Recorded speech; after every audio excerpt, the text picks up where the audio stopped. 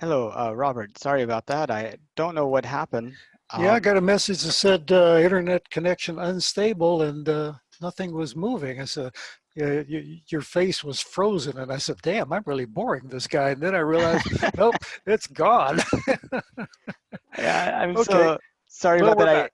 Yeah, we're back. I think the last place we were talking about was innovation, Right. and if we're going to use proven technologies, then that means we're using stuff that's already been innovated, and we're purposely not innovating it. Yeah.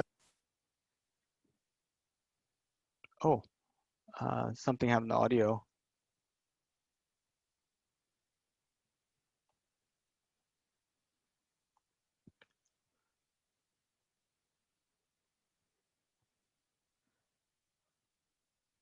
Mm, It's really weird. It says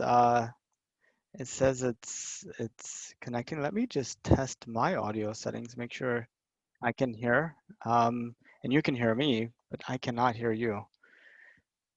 Is there a mute on your headset, maybe? Yeah, it was in my lap and it got bumped. That Yeah, happens to me too. good plan. Good plan. Okay. Yeah. Well, look, there's companies trying to make a buck and make products that people want to buy, and in order to uh, make profit for shareholders, well, they can't sink an enormous amount of money into R&D, but there's also basic research institutions whose job is to do this, and hopefully more of this will happen. I mean, government-funded R&D drives business in some extent. So there has to be a balance between pushing into the future and applying this technology to make products for the masses. And um, anytime we try to forge ahead and do something different and innovative, it trickles down eventually, yes. The fact that we're talking to each other face to face like that is proof. This wouldn't have happened if all of this hadn't have gone on and we hadn't, you know, tried to go to the moon, tried to uh, establish the space program. All of this is 100% spin off from that. Um, so, yeah, grand visionaries will realize that this is a necessary part of the system. Um, Unfortunately, there's just not that many Musks and Bezoses out there pushing the envelope with various uh, technologies. But I think if we have a more stable political climate, people will be more inclined to invest more, uh, less afraid of losing their shirt if the tides of Washington change. So it's a real tough nut to crack and way above my pay grade. Um, but I guess in a population of what, 6 billion, 7 billion, to have Yeah, only like two or Jeff Bezos and Elon Musk, what would it take to kind of get a higher yield out of society to have more people pushing the envelope? more equality and more economic stability, uh, more political happiness, um, less social unrest, where um, the idea of everybody has an equal chance is a reality. There's a ton of smart people out there, but uh, if they're pushed into washing dishes at McDonald's, they're never going to innovate anything. So Yeah. the political climate has to change. So same thing that's been going on since I was a kid. So if it was safe and affordable, would you have an interest in going into space? Oh yeah, absolutely. Given the opportunity, I wouldn't even worry about the affordable part. It's the opportunity. So no, I have no issue with that. Uh, I may be a little bit over the hill for them to consider, but I think I can outrun most of them anyway. But I'd be ready to go. I have asked that question to pretty much everybody I've talked to, and I get some surprising answers from some surprising people. It's kind of, Mm, but I mean, the people that are afraid of flying, it makes sense that they probably going in a spaceship is not for them. no, I've had no issue with that. My father was a pilot. My stepfather was a pilot. My grandfather was a pilot. I had terrible, terrible vision. It's better now after surgery in my adult years. But no, flying early on was not medically possible. But uh, I have no issue with it. I love flying, both private and, well, used to be commercial. Nowadays, it's not fun anymore. Um, well, I really appreciate your time. Is there anything that you wanted to talk about that we didn't get to? Hmm. Um, I'm not sure what the thrust of your overall question was, though. Just what do we think we're going to be doing, and are we going to get to the moon by 2024, or like that? No, I've answered that. No, I don't think we're going to make it under the current system. Um, do I want to go back to the moon? Very much. Uh, the moon is quite fascinating to me, and there's a lot of things that we know about the moon now that we didn't know when I was a kid, but there's a lot of questions yet to be asked, and um, it's an unfulfilled destination. Our trip was cut off too short.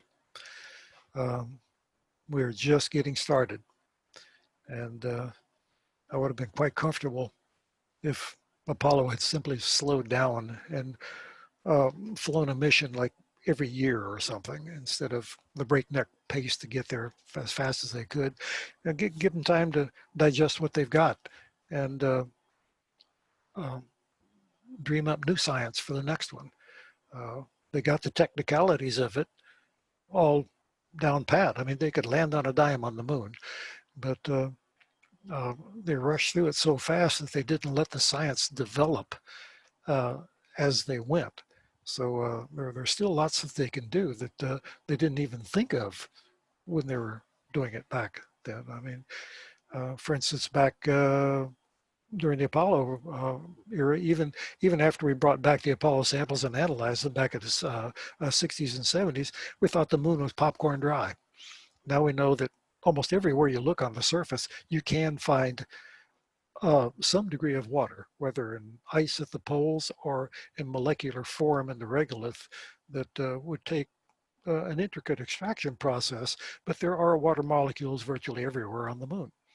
It's a natural part of the um, interaction of the moon with the solar wind.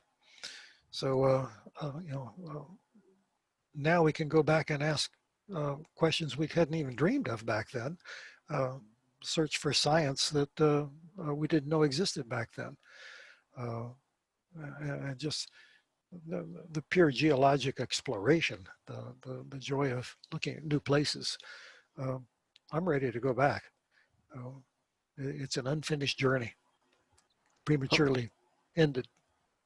What do you think about the Commercial Lunar Payload Services program with like Astrobotic and Intuitive Machines sending probes next year to land on the moon? And Well, it's a beginning. Uh, it's obviously has to be scaled up to be useful for long-term explorations, but getting the technology of getting to the moon and operating on the moon on a industrial scale across different companies, it's very necessary. It's like the airplane manufacturing business. At one time, there was just one. They were called the Wright brothers. You wanted an airplane, you went to Dayton, bought one from them.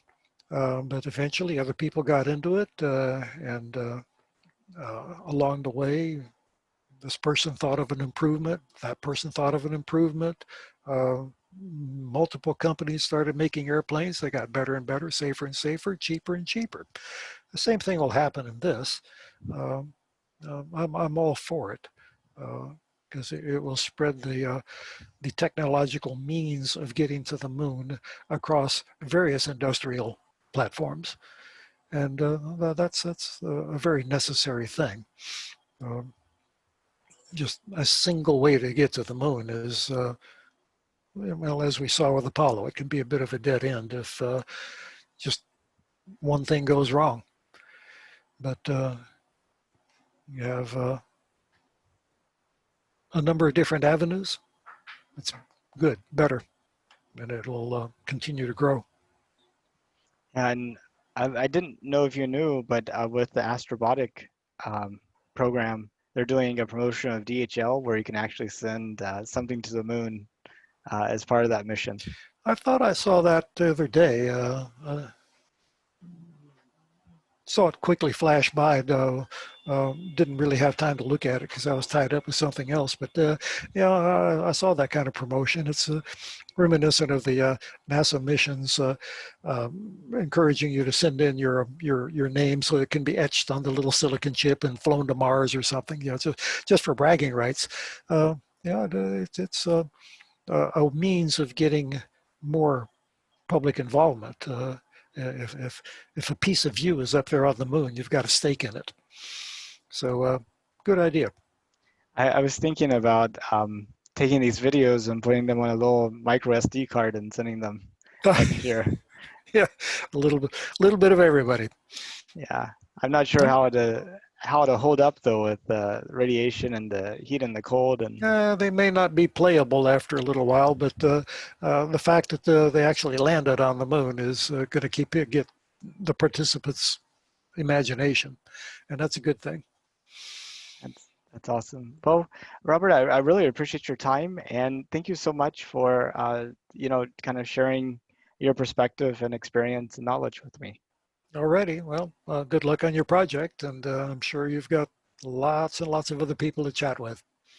And if you know of any, I need to make about 1,580 more friends. So. Yeah, okay. Well, the Space Society up in Dallas are the ones that routed you to me or me to you, I forget which. So I will pass along any suggestions that I dream up. Okay. Thank you so Good much, luck. Robert. Bye-bye. Bye-bye.